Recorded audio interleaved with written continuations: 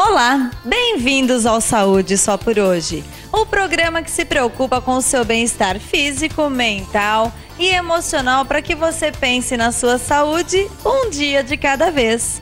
No programa de hoje você vai entender qual a diferença da intoxicação alimentar e infecção intestinal. E vai saber também da importância da higiene dos alimentos e da dieta indicada para as pessoas com sinais de intoxicação alimentar.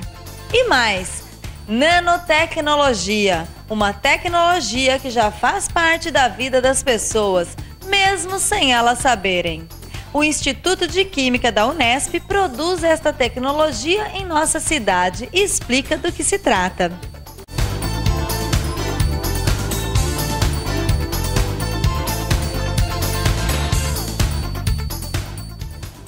Uma doença transmitida pela ingestão de alimentos contaminados por bactérias, fungos, entre outros. E tem como principais sintomas a diarreia, enjoos, vômitos, cólicas abdominais e febre. Ela também pode ser confundida com infecção intestinal. Acompanhe detalhes sobre a intoxicação alimentar com o gastroenterologista Dr. Marco Antônio. Você sabe por que se dá intoxicação alimentar? Sabe identificá-la? É sobre isso que nós vamos conversar com o médico gastro, o Dr. Marco Antônio. Dr. Marco, muito obrigada pela tua presença, pela tua participação. Doutor, eu gostaria de saber o que é intoxicação alimentar? Qual é a causa dela? Intoxicação alimentar, como o próprio nome diz, você adquire através dos alimentos alguma toxina ou bactéria que pode levar a um quadro principalmente manifestado por diarreia. Então os alimentos não estando em condições adequadas de consumo, eles pode ter proliferação bacteriana ou produção de toxinas em cima desses alimentos. A pessoa ingerindo esses alimentos, elas adquirem ou a bactéria propriamente dita ou a toxina por elas produzida. E com isso pode desenvolver um quadro da chamada intoxicação alimentar, caracterizado basicamente por vômitos e diarreia. E esse quadro, ele pode durar por quanto tempo, aproximadamente? 2, 3 dias, 5? Então, aí nós temos a particularidade de cada elemento que levou a essa intoxicação. Então, se for, por exemplo, uma toxina alimentar, ela pode ser uma toxina química, por exemplo, ela pode levar a um quadro diarreico em questão de 1 hora, 2 horas após a ingesta. Determinadas toxinas alimentares produzidas por algumas outras bactérias, elas podem levar 12, 14 horas ou até mais para poder levar ao quadro de sintomático, no caso, vômitos e diarreia. E a permanência disso aí também vai de acordo com a toxina. Tá?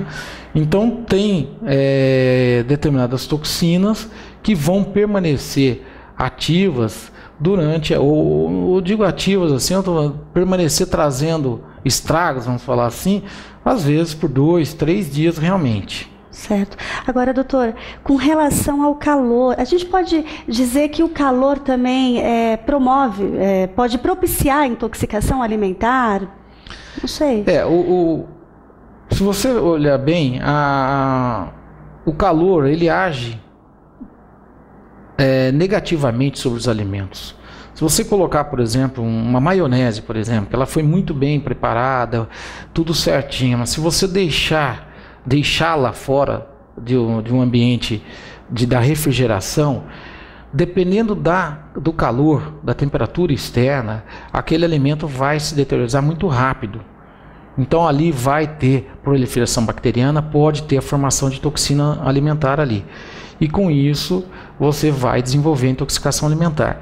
Então depende do tipo de alimento, o calor ele vai agir negativamente nesse alimento. Então, eu posso dizer que é mais propício acontecer uma intoxicação alimentar, por exemplo, em temperaturas elevadas, no calor? Sim, muito mais propício. Muito mais, tanto, né? Que se você pegar, por exemplo, locais de grande aglomeração, como por exemplo as grandes festas, tudo, onde os alimentos são produzidos em grande escala e sem os cuidados, os devidos cuidados, por exemplo, de refrigeração, se tiver um tempo muito quente ali, ele vai estragar rapidamente e vai provocar intoxicação alimentar. Então o calor ele influencia muito, a temperatura externa influencia muito sobre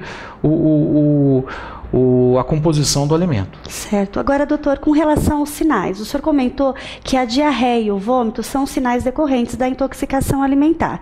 Mas, além deles, existem exames que detectam essa intoxicação? Então, a intoxicação alimentar, ela, como estamos falando, a diarreia, o vômito e a diarreia são os principais sinais aí de que alguma coisa não vai bem. Certo. Tá? A parte de exames, o quadro ele é muito curto também. Ele tem ele começa rápido e termina rápido. Então ele é uma curta duração. Então muitas vezes os exames eles não são suficientes ou não são necessários para você já tratar esse paciente. Você já vai identificar baseado na queixa clínica dele. Os exames eles serão realizados se você tiver um comprometimento, basicamente são realizados se você tiver um comprometimento do estado geral desse paciente. Um paciente que está muito desidratado, tudo, você vai talvez fazer um exame para ver como que ele está se comportando diante daquele quadro. Mas o exame para detectar a intoxicação alimentar já é mais difícil. Salvo se tiver uma duração muito prolongada e onde você começa a pensar em outras coisas. Correto. Agora, com relação à diarreia que o senhor comentou, né? Ela pode ser causada não só de origem alimentar?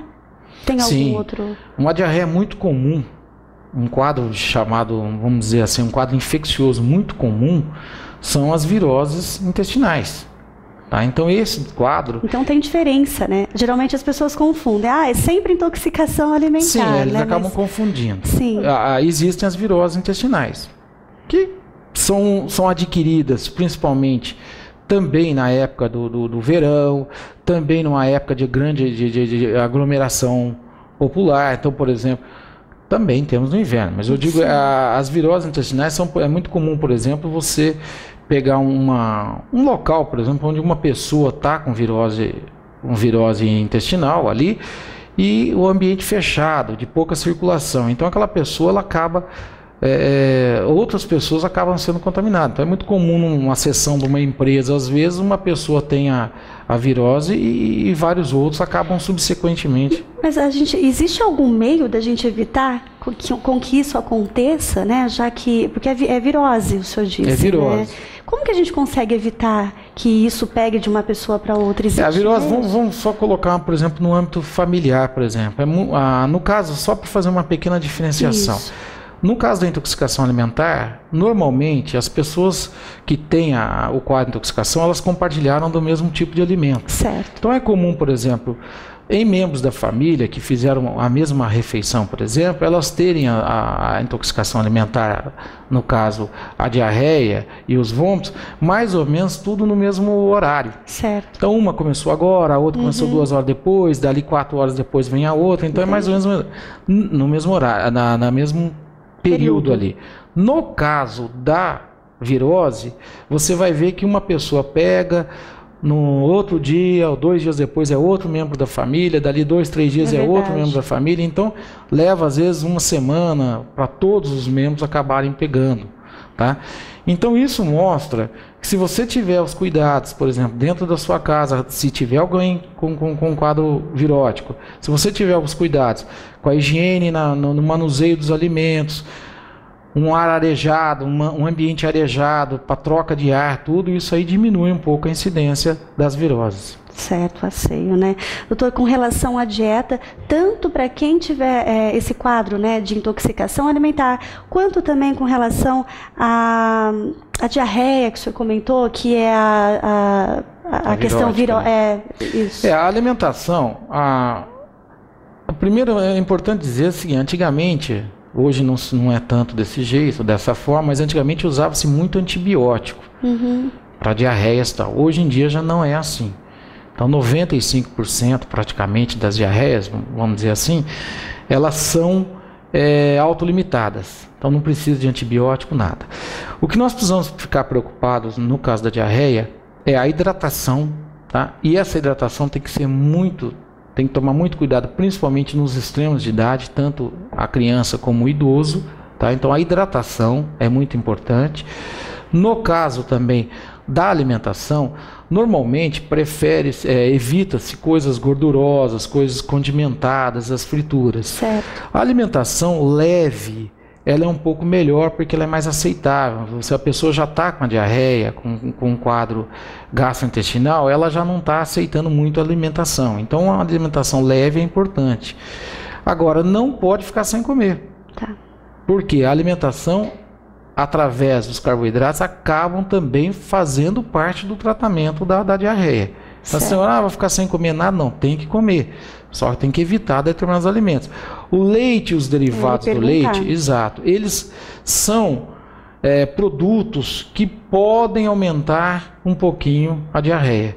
Então não ocorre em todos os pacientes, mas eu tenho por hábito, todos os pacientes que estão com diarreia, eu peço para evitar leite e derivados do leite. A batata é recomendável? É recomendável, batata só não que se porque você, tem leite, mas batata exato. Se você pegar uma batata cozida, cozinhar bem a batata, amassar e você temperar com um pouquíssimo sal ali, com um pouquinho só de azeite, só para dar um gostinho, ela já melhora bem. Sim. Tá? Não pode, por exemplo, o purê de batata com o leite. Aí eu solicito aos pacientes que evitem leite e derivados do leite. Bom, então, basicamente, bastante água, se apresentar algum quadro viral, né, ou intoxicação alimentar, bastante água para hidratar e alimentação leve. Exato. E é importante também, se o paciente estiver vomitando muito, estiver tendo muito caso de vômito, quadro de vômito, ele não vai conseguir ingerir, porque ele está tendo vômitos. Então é importante muitas vezes ir até um pronto atendimento, um pronto-socorro, para tomar a medicação para cortar o vômito. Porque a diarreia, ela é autolimitada. Agora, se você estiver vomitando, você não vai conseguir ingerir. E aí você vai desidratar mais ainda. Então é importante parar de vomitar, é importante cortar o vômito. O soro, que muitas vezes é feito nesses locais de pronto atendimento, eles visam exatamente isso, hidratar o paciente. Tá? Então o tratamento é basicamente esse daí. É a hidratação, os cuidados com a hidratação, os cuidados com a alimentação, tá? O repouso, porque a atividade física exagerada ou a atividade física até que normal para o paciente, ela, no caso da diarreia, ela também não ajuda, ela impede que ocorra uma melhora. Então, o repouso ele ajuda também a dar uma diminuída no movimento intestinal. Certo. Agora, para a gente finalizar, doutor, tem um mito, eu não sei se é mito ou se é real. Eles falam que a pessoa nessas condições, nesse quadro, ela deve consumir bastante lactobacilos vivos. No caso, o Yakult é o que muito se fala. Isso é mito? Então, em cima existe assim, eles são substâncias que melhoram um pouquinho sim, tá. Mas assim, a quantidade de micro-organismos ali é muito pequena. Então, eu até coloco mais como um produto comercial do que um produto realmente eficaz. Agora, existem sim alguns produtos de outros nomes comerciais que têm realmente uma quantidade muito grande e que são preparados realmente para melhorar a flora intestinal. E os isotônicos? Os isotônicos, eles na verdade, o que você está fazendo? Você está hidratando o paciente. Né? Você está hidratando. Mal não vai fazer. Não, mal não vai fazer. Tá você certo. vai fazer a reposição hídrica e ali tem alguns eletrólitos que você consegue repor, que são eletrólitos que tem na alimentação também. Então, se você estiver comendo e repondo bastante, tomando bastante líquido, você está fazendo a mesma coisa. Tá certo. Muito obrigada pela sua participação mais uma vez, doutor. Obrigado a vocês. Lembrando que não se deve usar medicamentos sem consultar previamente um médico. Somente ele poderá indicar o melhor remédio para cada caso.